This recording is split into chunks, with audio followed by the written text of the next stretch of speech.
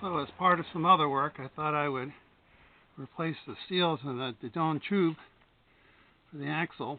So unfortunately I forgot to take a picture when I started, but all I've done so far is remove this circle of, well, there's two studs and the rest are bolts. Same thing here. And I loosen the gaiter off, which is here, which there's just some sort of a spring right there, and this had an old style clamp on it. This is the old style clamp, and you see there's an eye in that, so that's put around twice and then fed through the slot, and then you tighten that loop to tighten it up. So it's just a matter of backing that off a little bit and then unthreading it through. You can't really see it because there's dirt, but there's a notch. This is basically a cotter key, so there's basically a slot right there that push through. I also marked the ends with a bit of crayon so I could tell which way it went in. I don't really think it matters that much. I mean, obviously you want the fill tube to be up here. It doesn't face straight up, it faces at about 2 o'clock, which is one bolt over. So what I need to do now is there's new paper gaskets. There's a cup that goes here. So this is the end here, and then basically this void will get filled with oil, or partially filled with oil, 2/3 or something like that. So the paper gasket goes here, another one goes here, and there's also rubber seals in the end. So this is the right side. You can see these are the rubber seals in here. And there's a little retaining clip right there. You can see it's like a spring clip. So I'm going to go ahead and replace the seals in this. And the paper seals came off here, so I'm going to scrape the ends off of that. As you can see, this is the old bellows. And it's, because it's original to the car, it's falling apart as I try to take it off. So this is the retainer spring. If you're familiar with regular oil seals, there's usually something like this. It's just a long spiral designed to keep tension. Take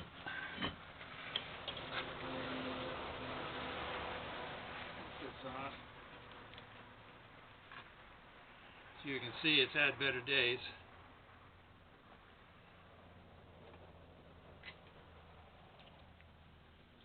So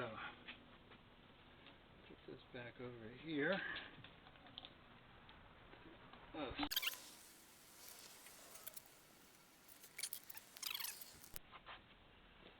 Okay. So I just wiped a little bit of wheel bearing grease onto the inside edge of that bellows, and that helped quite a bit. And of course, having it locked into the vise is really handy. And I tell you, putting a vise on this roll-around workbench is one of the best things I ever did. So it goes in the rubber seal and then the steel ring that just slides into the end. And then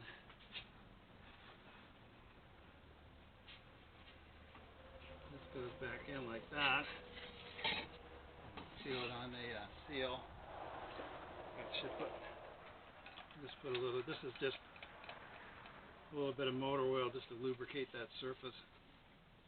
Do the same thing down here.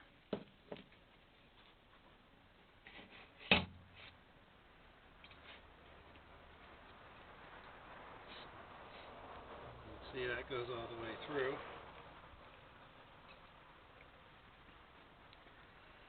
And then we need to get this piece onto here, so there's that. There's a groove in the end here.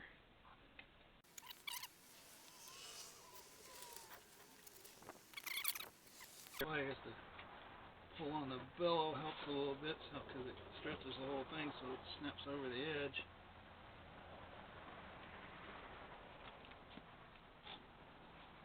There we go. one. This is the old one I saved. Careful not to stretch that too much, but let's put it back over. And there it is. So, now all I got to do is put it back in the car.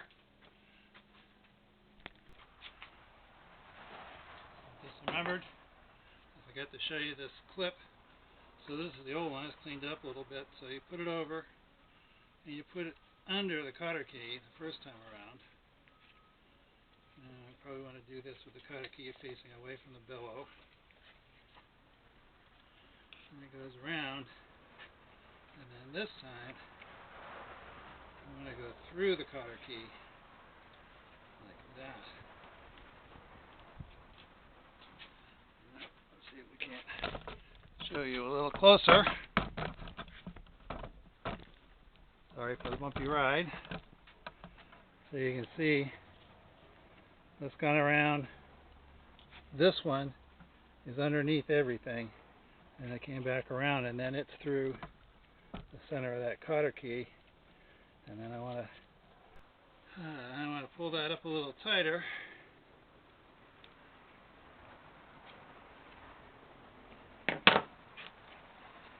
So it's not super tight, it's just kind of snug. And then put a screwdriver or an awl or whatever you have handy back through there and tighten that up a turn or two.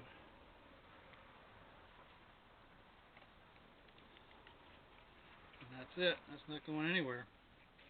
And it's just the tension of this piece of metal that keeps it snug, because this thing's so tight it doesn't hardly seem like it really even needs that.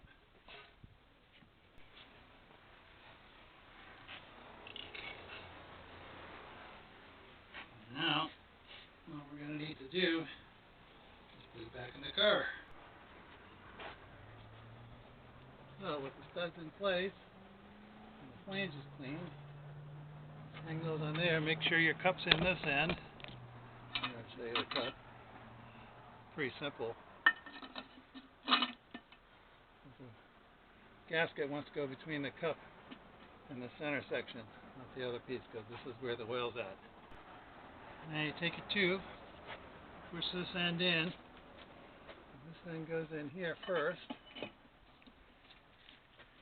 and these things just float out here.